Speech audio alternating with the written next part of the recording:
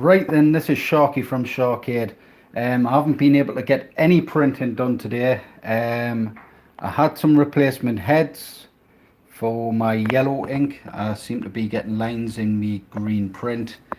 My green, I don't know if you can get on the camera, but I've had to do a ton of tests. I think the heads have gone. I've changed the yellow ink cartridges. I've purged the ink and all sorts.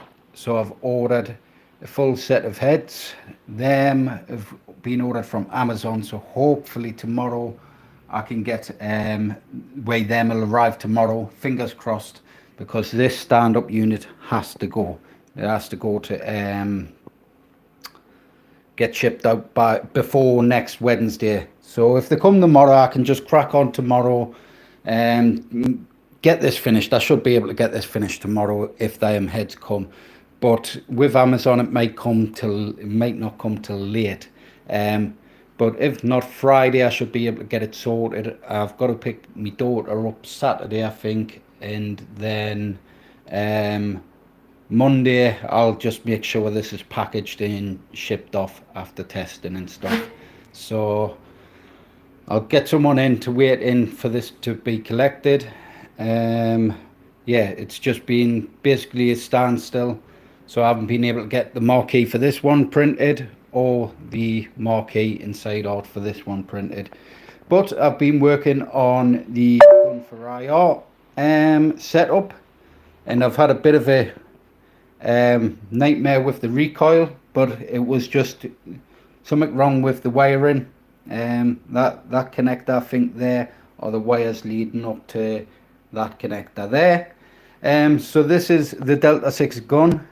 I have wired up the D-pad and everything. I've just got the start button and stuff to wire up the start and select.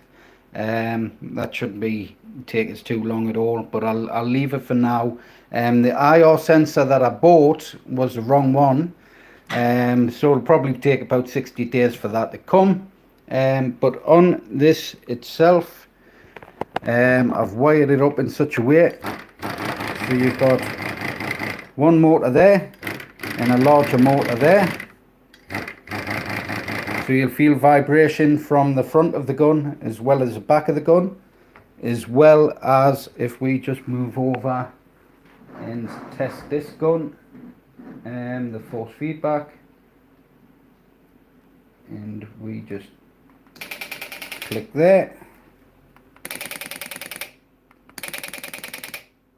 So what I've done is there was a massive solenoid in this unit, so what I've used is a bit of foam, and then I've glued it in at the back there. I've got a nice metal plate there.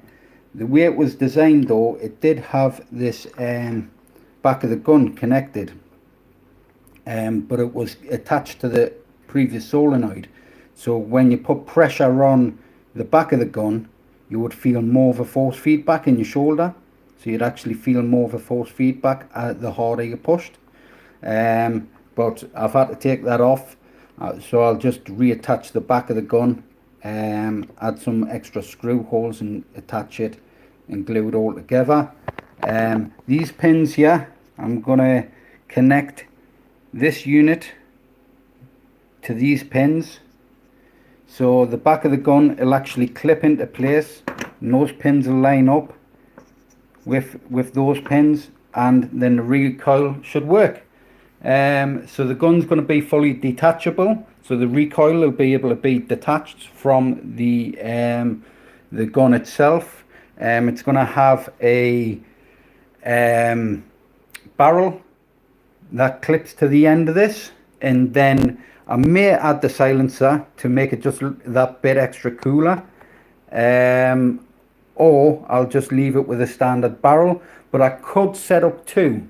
I could set up the wires for the IR sensor. So I've got the wires there, I've got them all nice neat and with these GPIO cables and connectors. So that works as a plug, so I'll be able to plug the wires into there. I'll be able to have a barrel with the IR sensor, and then detach that barrel, and then unplug the cable for the IR sensor on the barrel, and then connect it to the one that's going to be on the silencer. So I'll be able to have two attachments with two IR sensors, and then if I wish, I can just screw on the silencer and have the RI sensor on the silencer, as well as have the barrel itself. So it's going to look pretty cool once it's all finished. For all the extra buttons, it does have an analog on this. So what I may do is, because it's got an ammo clip and there's an actual signal, an X signal, for when you hit the actual the clip. If I find the clip,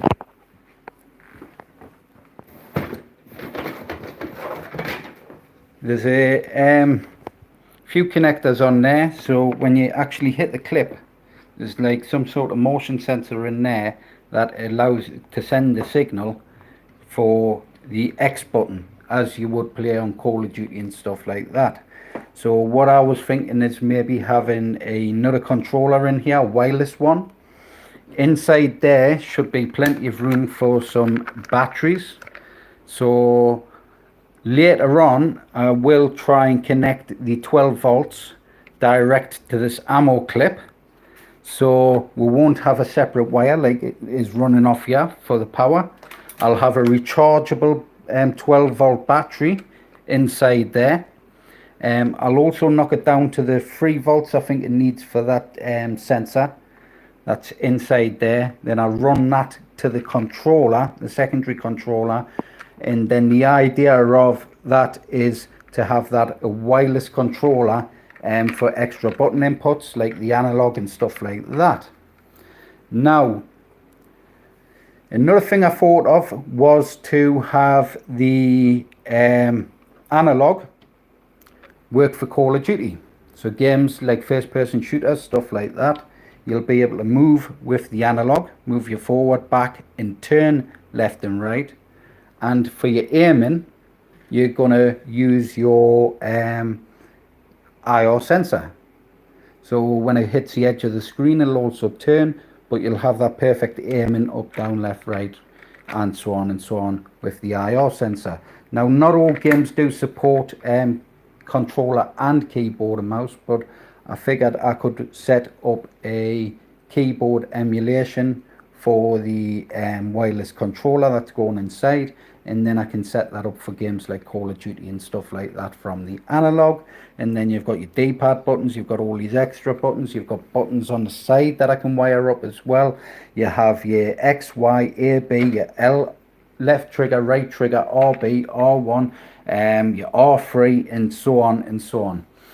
Also in the back of the gun, my battery's going low, so I'll have to make this video quick. Also in the back of the gun is a sensor which works as a button.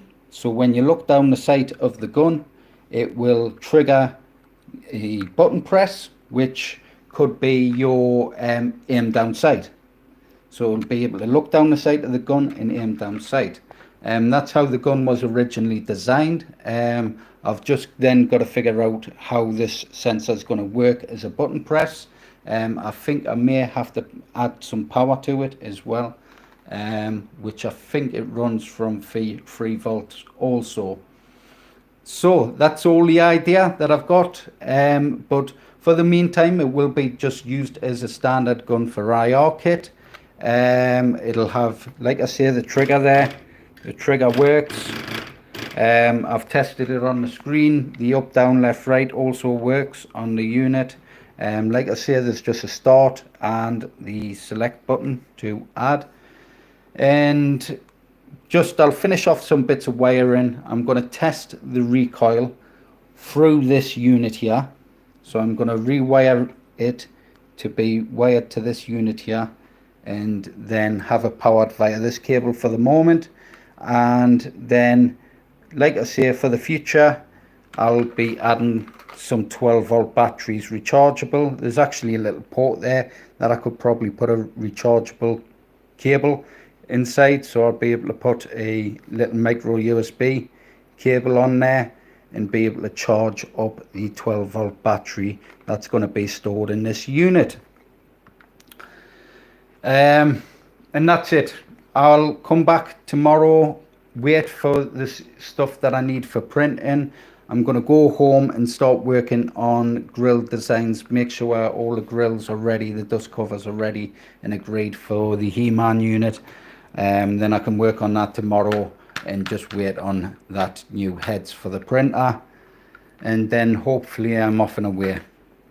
So like, share, subscribe to the videos, hit that notification bell, and I'll catch us in the next one. Bye.